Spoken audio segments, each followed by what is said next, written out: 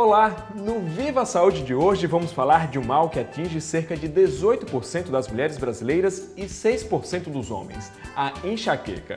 No bate-papo com o neurologista, vamos entender melhor essa doença que é considerada a quarta mais incapacitante. Mas no programa de hoje tem muito mais para você. No quadro Sua Saúde, a ordem é pedalar. Nós invadimos uma aula de RPM que utiliza esse tipo de bike para um treinamento divertido e intenso.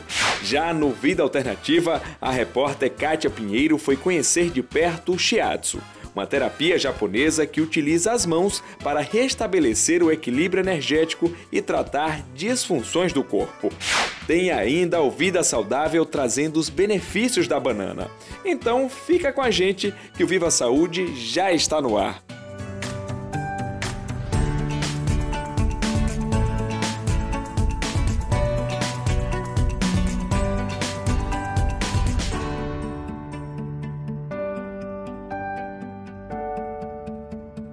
Dor de cabeça, sensibilidade excessiva à luz, barulho ou movimento, além de formigamentos e dormência no corpo, náuseas e vômitos, são alguns dos sintomas sofridos por Valéria durante as crises de enxaqueca. Desde criança, ela convive com a doença do cérebro, que é genética e crônica. Com o início do meu ciclo menstrual, isso passou a ser mais evidente. E foi quando comecei os primeiros cuidados, os primeiros tratamentos, até porque como isso é uma questão hereditária, né? É uma coisa de família, então assim, a minha mãe, eu convivi a vida toda com ela tendo crises, e a mãe dela, minhas tias, então eu, de certa forma, eu já sabia ali qual seria o meu caminho, né? Qual seria o meu destino. Então, baseado nesse histórico familiar, então eu já procurei desde muito cedo tentar administrar isso.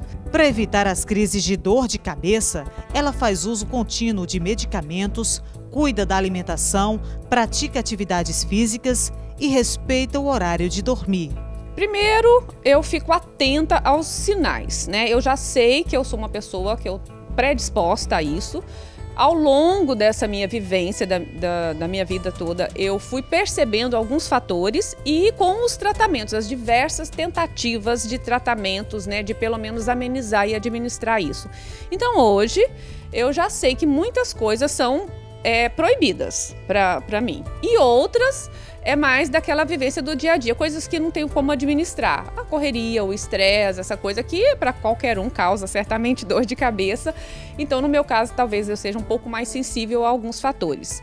Mas existe aquilo, a rotina diária que eu procuro seguir para me livrar, né? Para não entrar em crise, para não ter um auge dessa crise, que aí realmente é um momento mais complicado, onde só com uma intervenção de medicamentos intravenosos, outras coisas mais fortes assim, para tentar aliviar um pouco, que quase nunca também tem assim, um resultado imediato.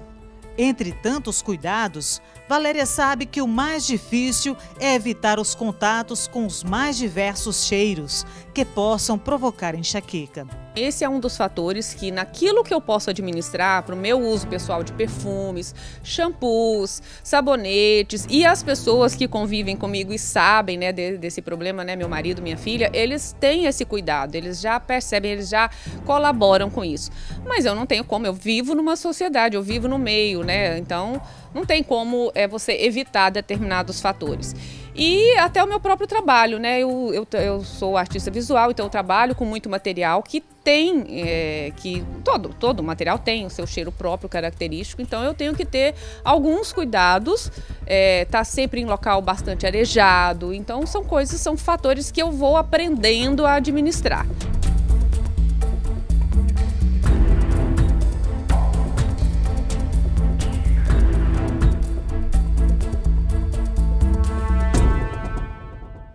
Depois a gente vê aí o drama de quem tem que conviver com esse mal. Agora a gente vai conversar com o Dr. Erasmo Barros, que é neurologista. Dr. Erasmo, primeiro, seja bem-vindo ao Viva Saúde. Bom, eu que agradeço o convite da TV Assembleia e estou aqui à disposição para qualquer pergunta que vocês me fizerem. Então vamos lá falar desse mal aí que infelizmente é muito comum, né, doutor? Mas vamos começar essa entrevista. Eu queria que o senhor explicasse o que é exatamente a enxaqueca. Bom, a enxaqueca é uma doença neurológica. É uma doença primária, ou seja, não existe sinal que você tenha alguma lesão cerebral. Embora você nasça, o enxaquecoso, ele nasce com um cérebro que a gente chama cérebro enxaquecoso, o cérebro da enxaqueca. Ela é uma doença primária. Pelo menos 17% das pessoas têm enxaqueca. E entre estas, a mulher é a que mais sofre. Pelo menos 3 casos de uma mulher para um homem.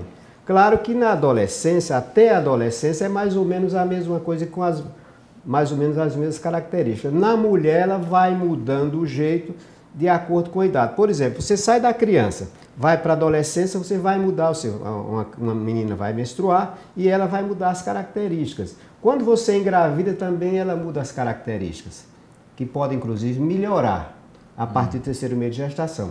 E quando a mulher entra na menopausa, ela também vai mudar as suas características e pode até diminuir a sua frequência. Mas a dor de cabeça enxaqueca, ela nunca desaparece.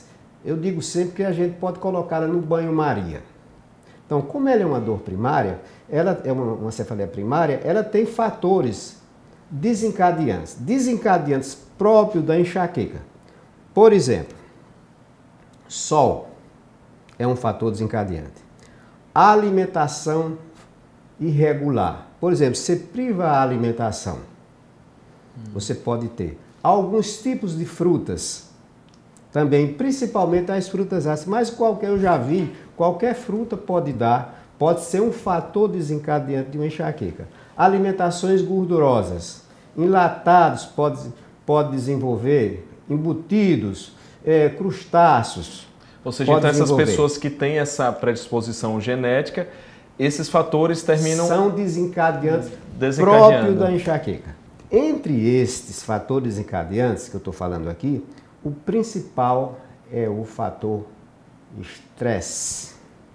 O que é muito comum no dia a dia. São os problemas que a pessoa está enfrentando. Este é o principal fator desencadeante e muitas vezes é até mais difícil da gente controlar. Agora, em termos de sintomas, doutor, o que é que caracteriza uma dor de cabeça normal, que todo mundo sente, de uma enxaqueca mesmo? A enxaqueca, ela tem um padrão. Quais são o padrão dela? Primeiro é a localização dela. Geralmente ela é ou temporal, ou temporais, pode ser frontal, pode ser de um lado só. E geralmente ela é pulsátil. Ela pulsa, começa a doer e fica pulsando. Mas ela também pode ser às vezes pesada. Ela pode começar aqui e pode se irradiar para o hemicrânio, ou pode se irradiar contralateral, ou frontotemporal, ela pode ser, mas geralmente ela é latejante. Você pode ter embaçamento visual, você pode ficar pálido, você pode ter alterações nas extremidades, mãos frias, mãos geladas, adormecimento das mãos, dos pés, você pode ter uma dormência, por exemplo, só de um lado, mas tudo é transitório. Ou então você ficar só com esse lado aqui, adormecido, a dormência que começa por aqui, vai subindo, pode chegar até você ter um embaçamento visual, aparecer algumas estrelinhas associadas com essa dormência. E você pode ter ânsia e vomitar, embora aconteça o vômito, mas você vomita menos, mas a vontade de vomitar é mais comum. E uma coisa importante da enxaqueca, quando você vomita, ela tende a melhorar. Tende a melhorar. Outra coisa, você pode ter tontura, é muito comum a tontura junto com a dor de cabeça. Uma tontura que você pode ser uma pessoa até que tem tontura mais frequente do que as outras pessoas. Outra coisa que está associada à enxaqueca são as fotofobia. Ou seja, a pessoa não consegue ficar na luminosidade. A primeira coisa que ela faz quando começa a enxaqueca é ela fugir da luminosidade. Barulho também. Ela foge do barulho. E cheiros. Essas crises de enxaqueca, elas costumam ser longas, ou seja, durar mais de um dia? Ah, sim. Ela pode durar, depende. Se for uma criança, geralmente é mais rápido. Mas ela pode durar até 72 horas seguidas. Como ela é uma dor de cabeça, quando ela é periódica, uma vez por mês, a cada 3 meses, porque a frequência ela varia. Quando você não, se essa dor de cabeça começa a aumentar a frequência com essas mesmas características, é quando justamente a pessoa procura o médico, porque a grande maioria da enxaqueca, as pessoas, pelo menos 95% não procuram o médico. Se ela não procura tratamento, ela vai começar a tomar analgésico. E haja analgésico, tem gente que toma analgésico só quando percebe que vai doer, aí você vai associar a cefaleia e enxaqueca com abuso de analgésicos, que já é uma coisa mais complicada até de tratar, não é uma coisa muito fácil. E geralmente é quando a pessoa procura um médico, e aí onde a gente deve ter muita habilidade para poder conseguir tratar essas pessoas. Doutor, e como é o tratamento da enxaqueca? Bom, existe tratamento. Você tem que tratar 2 coisas. Primeiro é tratar a crise, que muitas vezes é na emergência, porque de tanto muitas vezes ela tomar analgésico, ela já chega no consultório, ela já tomou muitos tipos de remédio, aí fica mais complicado a gente abortar a crise no consultório. Então muitas vezes elas procuram a emergência. Seria o tratamento da crise, e geralmente eles são feitos nas emergências dos hospitais. E tem o tratamento preventivo. Esse é que é o mais importante. Para fazer a prevenção, o tratamento preventivo da enxaqueca, precisa-se preencher alguns critérios. Nem toda enxaqueca deve ser tratada preventivamente, porque ela não incomoda, como eu disse. Tem uma dor de cabeça uma vez por mês, quando vem a menstruação, se ela estiver muito bem emocionalmente, passa até com uma dipirona. Passa com a dipirona. Mas na prática, como é que se dá esse tratamento preventivo que o senhor falou? O tratamento preventivo é feito com medicação. Geralmente eu faço com medicação. Tem uma medicação que é mais ou menos específica, né? E a gente dá para isso. Tem os neuromoduladores. Em algumas situações, a gente pode usar medicação antidepressiva, porque nem embutido nesse contexto de uma cefaleia crônica diária, ela está deprimida também. Então, a gente, além da medicação, a gente dá mais algumas orientações, principalmente os fatores desencadeantes que a gente recomenda para essas pessoas. Ou seja, evitar essa questão do sol, as coisas alimentação. Que desencadeia, assim. Evitar aquilo que dá dor de cabeça. A gente orienta nesse sentido também. Agora, por que é mais frequente justamente no sexo feminino? Eu falo o seguinte, porque na mulher tem a menstruação. Quando ela começa a menstruar, que é um incômodo muito grande para a mulher, a menstruação, porque ela passa aquela vida todinha na época fértil, ela vai passar todo mês sem aquela coisa. Então a mulher fica tensa, elas ficam incomodadas demais.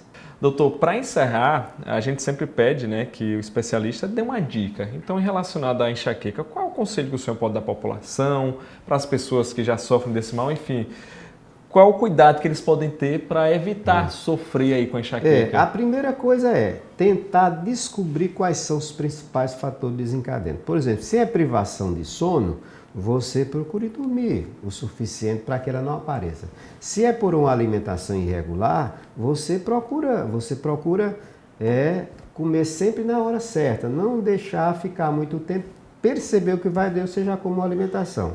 Se você tem algum perfume, que o perfume também pode desencadear uma dor de cabeça, principalmente os perfumes ativos, doces. Você procura descobrir o que é que dá dor de cabeça em você. Aí você que desencadeia a dor. Então você procura, na medida do possível, evitar aqueles fatores que você já vai diminuir muito o desencadeamento da dor de cabeça. Agora tem coisas que não dá para evitar. Doutor, muito obrigado por sua participação aqui no Viva Saúde. Tá, eu agradeço também o convite.